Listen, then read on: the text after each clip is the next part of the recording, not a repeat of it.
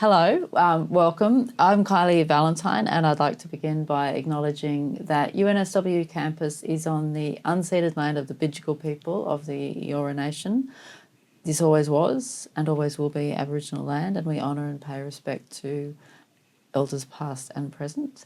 And I am here from the Social Policy Research Centre and the Centre for Social Research in Health, both in art, design and architecture, and delighted to be speaking with my colleagues about the partnerships that UNSW Sydney has been and will be taking to tackle poverty and the Sustainable Development Goals. And I will start by introducing my lovely colleagues. So Tom McClean is Head of Research and Social Policy at Uniting UNSW ACT, Uniting New South Wales ACT, one of the largest non-government social care organisations in New South Wales and the ACT. And Tom is here particularly to talk about the Uniting Families Report, which is a 10-year partnership between Uniting and the Social Policy Research Centre to produce an annual families report to examine the reality of family life in Australia in order to disrupt disadvantage and create meaningful change for children and young people and the families raising them. Penny Dorsch is Project Manager and Researcher at the Australian Council of Social Service, the peak council for community services nationally, and Penny is here primarily to speak about the very, very special to us Poverty and Inequality Partnership, which is a long-term collaboration between the Australian Council of Social Service and UNSW Sydney to undertake a research agenda to sharpen the national focus on poverty and inequality in Australia. It is now in its second 5-year phase and is backed by a range of NGO partners. And my colleague Yuvisthi Naidoo, Dr. Yuvisthi Naidoo, is a Senior Research Fellow at the Social Policy Research Centre here at UNSW, and she researches critical social issues focusing on poverty, inequality and wellbeing. And Yuvisthi is also the star of both of these partnerships and more. So I will be speaking with her from a research point of view about the benefits and characteristics and sort of doing of the partnerships in both of these partnerships. So what we're really going to talk about today is the importance of partnerships to all of us and what that means, because we are extremely proud of the partnerships that we have with ACOSS and Uniting and the communities that they work with. It's an incredibly important and valuable thing that we think only UNSW could do, and we think UNSW does it very well. And we are really, really so happy and proud to be able to talk this up wherever we can, and also really keen to get sharp and fearless feedback on television from our colleagues who can say whatever they like right now. So, Tom, Penny, I'll ask you the first question first. So could you speak a little bit about the partnership, how it came about and what it is and what it means to you? Sure. So the partnership officially started in 2018. But before that, ACOSS had been commissioning the Social Policy Research Centre to do work on poverty. Basically, we wanted to track poverty over time if we could. We actually wanted to sort of try and start a national conversation about poverty, which wasn't being talked about that much back then. So we got into conversations and decided that the best way to do that would be through a kind of equal partnership with the Social Policy Research Centre, in which we both had carriage of the research direction together, rather than just that kind of commissioning model. So yeah, it's a kind of equal partnership where we both decide on the research direction, and then the Social Policy Research Centre kind of provides the evidence-based, university research that is so trusted out there, and ACOSS kind of provides the policy solutions, and then we also take that research into our advocacy work. So that's broadly how it works for us. And could you speak a little more about the advocacy value of the research partnership to you? Yes, the advocacy value is huge. So We use the research everywhere in our in ACOSS's advocacy. So particularly in our campaign work, so we've got a campaign called Raise the Rate, which is about increasing job seeker and youth allowance and other such payments. And the research that the partnership does kind of underlies everything that Raise the Rate does, because we know from the research that people on job seeker and youth allowance are much more likely to be living in poverty than people who aren't on those payments. So it gives us the underlying messaging for the campaign, the underlying, this is why we need to increase job seeker and youth allowance, because we want to bring it up to at least the poverty line, and we wouldn't know what that poverty line was without the research that the partnership does. Yep, great. And can I also just give a shout out from an advocacy and research point of view to the website, which is so much better than most of the websites that we're associated with. It's got interactive dashboards. We direct people to it all the time. So, yeah, one of the great sort of showpiece results from it for advocacy and research, I think, is a good website. Tom, I'll ask you now about the Uniting Families report, which is not just a report, it's a 10-year partnership. So could you talk a little bit about how that partnership came along, what it means to you, what it is, what it does, what it's for? Yes, thanks, Kylie. The partnership that we have with the SPRC around the Families Report is an incredibly important one to us. The original motivation for the report is that we wanted to provide a resource for ourselves and for other organisations that are working for social justice and to address social issues.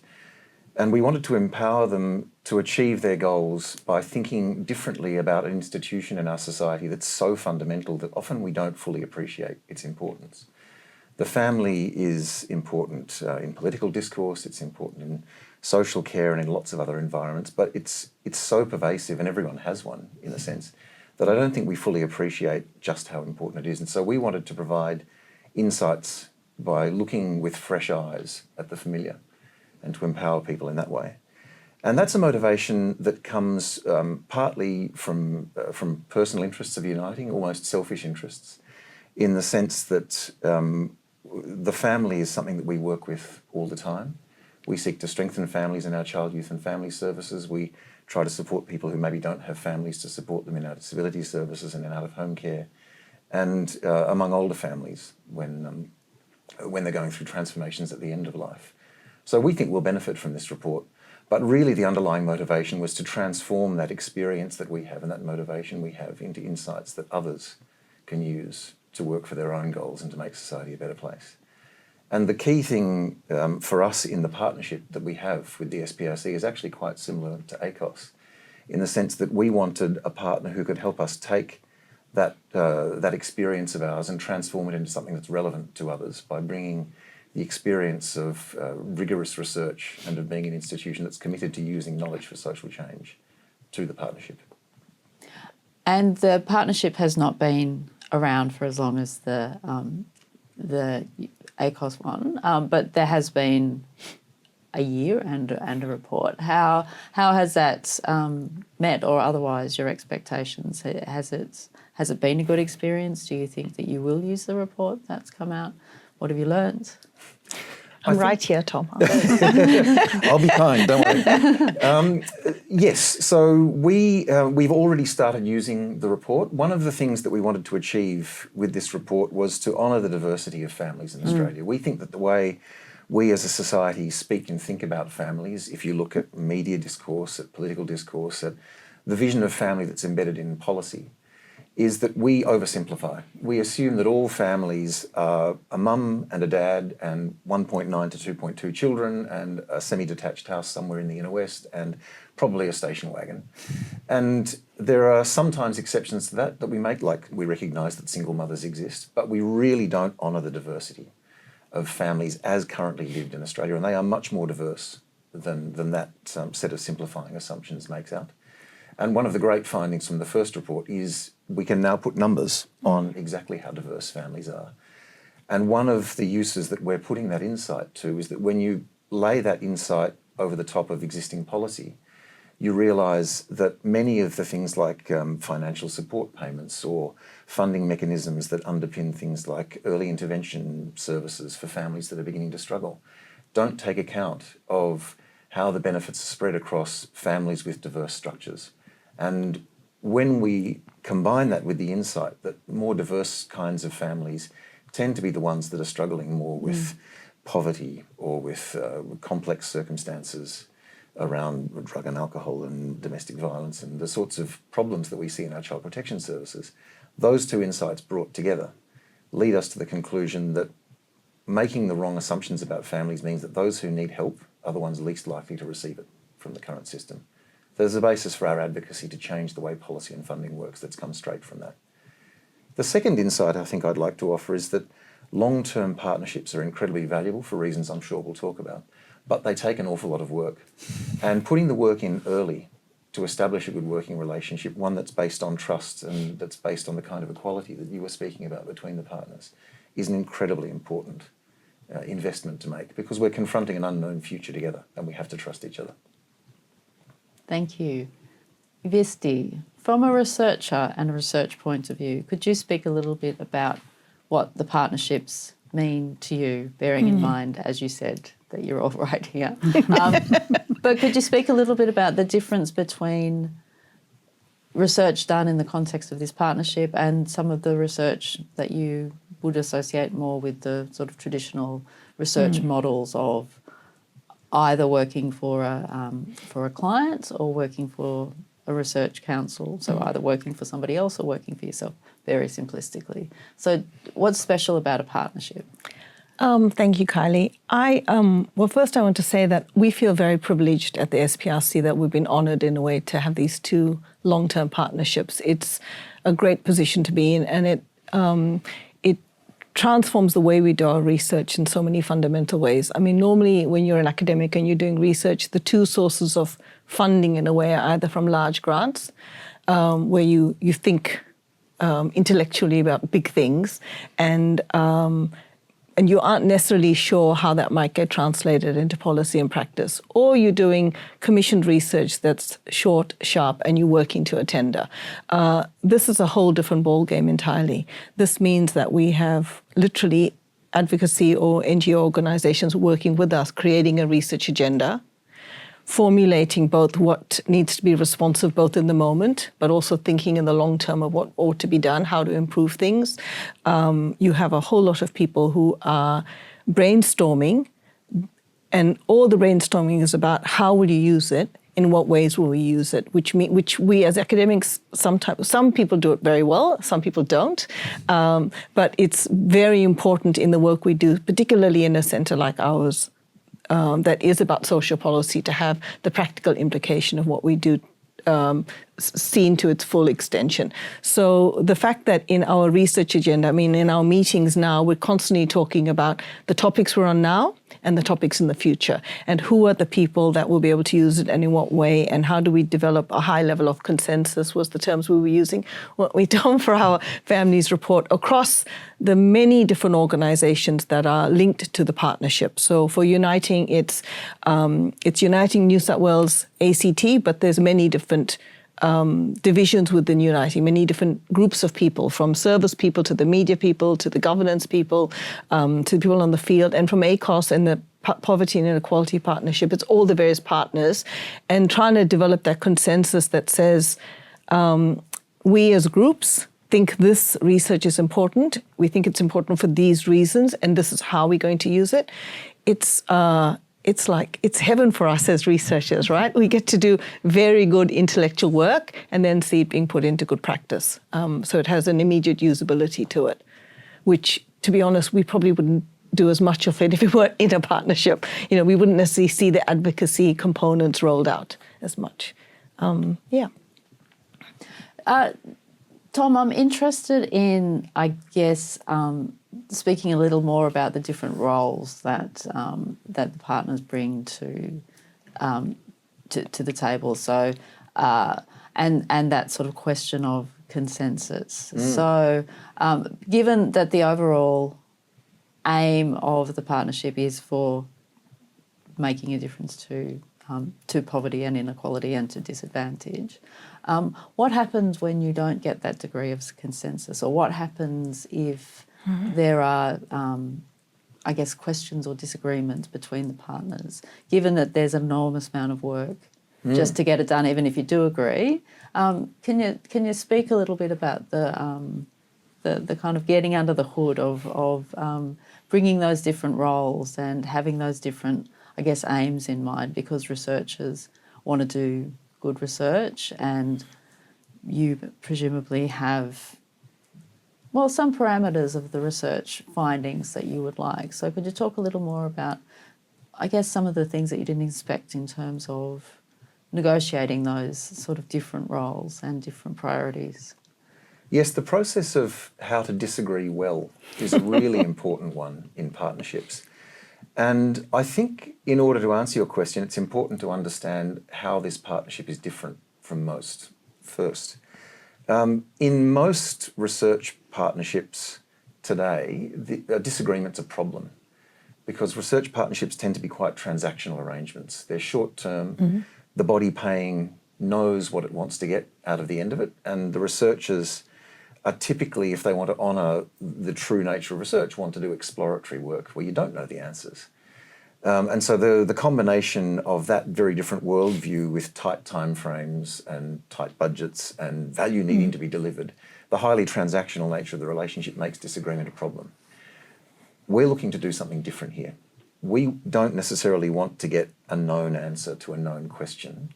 We want to transform the way people think about the nature of the social problems we're dealing with and what counts as a good solution. And we know that in order to do that, it's inherently exploratory and it's inherently going to take time. And when you understand that that's the context that we're working in, actually disagreements become a real source of creativity and of growth and of power, because when you've got the time to look at why you disagree and to take the journey with people of exploring whether there's a route through to consensus, you often end up with something better than you thought you'd start with. So we haven't yet had any serious disagreements, touch wood. I'm sure we will, but they will be powerful when they come across, because we've already found that in discussions early on around the scoping work, for example, for our second report, which is coming up in about 9 months' time, and we'll look at the role that social capital and social support networks play with families. We've already found that the variety of different opinions that we have around why that matters and who it matters to, and how we can transform those insights into great research questions, has been enormously powerful and really satisfying. It's taken a huge amount of work caucusing and discussing behind the scenes and lining people up for meetings and making sure that things are productive, because consensus takes work. But that work is always worth the investment, because when you get consensus, it's always better than the individual opinions of the people who started out as part of the conversation. Penny, I'll ask you the same question. And advocacy is something that ACOSS is so well respected and so well known for. Could you speak a little about, I guess, some of the challenges and benefits of working with researchers who aren't necessarily very skilled at the work that you do in advocacy, in, I guess, getting the research translated into powerful messages for advocacy and for not just making the research known, but for making change? Yes, thank you, Kylie. A lot of what we do with the Social Policy Researchers, Social Policy Research Centre researchers, is talking about the, Like the canvassing. is canvassing what we want to get out of the research, not as Tom said, not as a kind of transactional thing, but how we want to be able to use that research for our advocacy purposes. And so the way that we do that is we talk about the kind of basic research direction that we want to undertake in order to be able to take that through to an advocacy perspective. So, for instance, with the Raise the Rate campaign, we wanted to focus on certain payments rather than all income support payments, and how that might have an effect on the policymakers and decision makers. So it's about us talking to the researchers and finding out what they think as well. And it does actually, I shouldn't say, no, sorry, misspeaking here. I think that the researchers themselves actually do have great advocacy brains. I am constantly impressed Thank you. by your advocacy perspectives and the way that you see how the research can be used within our work. So it's actually really valuable to have those perspectives as well as the internal ACOSS perspectives. The other thing that ACOSS has to work with is we have our member organisations. So we are a member-based organisation ourselves, so we balance our membership priorities with the priorities of the partnership as well, in order to get the best evidence base that we can for our advocacy. And you can see that our advocacy is used not just by ACOSS, but more widely. The figures for poverty, the people in poverty in Australia are widely used around the country, are the figures produced by the research partnership. The 1 in 8 adults and the 1 in 6 children is produced by the partnership, and you'll sometimes see that on buses or ads and bus stops, and so on. So it's that perfect partnership from our perspective, because Always perfect. yes, it's always perfect. Because we use the information that you research and provide, and yes, occasionally we do rewrite parts of the reports or advise on tone and structure of the research reports in order to make them a bit more amenable to, say, the general public who might be reading it. But we also value the insight that the researchers can give us in those reports. Yuvisthi, this will be my last formal question, I think. But could you speak a little about the sort of long-term benefits for the researchers involved in the partnership? Because what's being described, you make it all sound very easy and very productive, and I'm sure that it is very productive.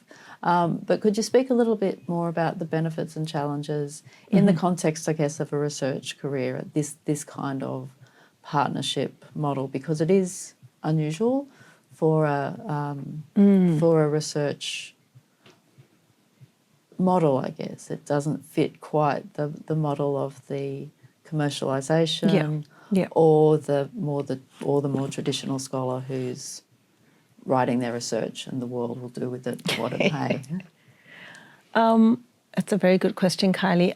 I think one of the main benefits of this partnership is that it's long-term, because it means that we, for both the partnerships, even though they operate quite differently, there's mechanisms that we've already worked out, for instance, in our first year with the Unitings report, on how we want to work together.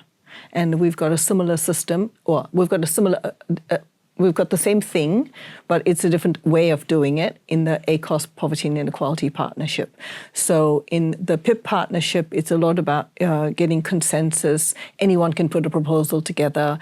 It means that you develop a research agenda trying to be both very immediately policy responsive, but then you have an idea of particular themes that you know are very important to the partnership that you want to extend. So we've got a living standards research stream that's very important. We've got we get involved in campaigns like the educational campaign, which I thought was one of our best impact stories, if you ask me, even though it was one of our quietest. It's where we took poverty and inequality materials and translated them into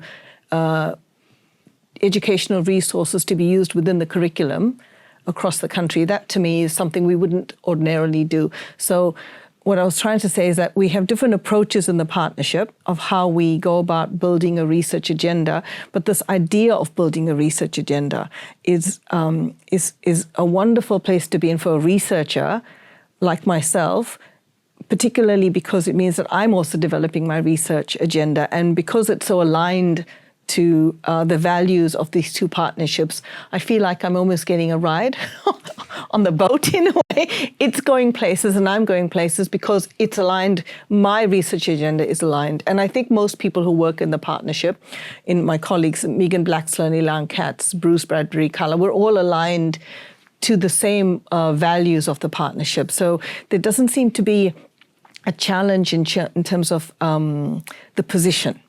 There's no issue with positionality. We are doing research we're uncomfortable doing. We are doing research we don't feel equipped to do. Because we all can think long-term about how we situate ourselves, it means everyone has roles and everyone plays to their strengths. So we can say very clearly, we don't feel capable to do that. Can you do that? And then it's almost like a team. Actually, it's a teamwork where everyone comes together saying what they're able to do, what they're interested in doing, what they have, what their skills are, and what else they need to be brought in, which is very different from a research perspective normally, right? We're often sitting in our own offices trying to do our work and thinking, how can we can't do all of this, so we cut out a part of it. So I feel like the sum of all these parts is so much bigger than each of us on our own, and that's the credit to it. Yeah. Great. Okay, I'll ask you all to finish with like one or two sentences about the actual research. So, of the research that's come out so far, what do you think have been, I guess, one or two of the findings that you think have been most important, most critical, the most significant contributions to the anti-poverty agenda that the research partnerships have made so far or are continuing to make? Penny, I'll start with you. Thanks, Kylie. I think I actually said this before, but our finding of the number of people in income poverty is extraordinarily important. Don? The Uniting Families report aimed to do three things. The first was to celebrate the diversity of families in Australia, and we have found that families are diverse in ways that really matter, and they're much more diverse than we recognise.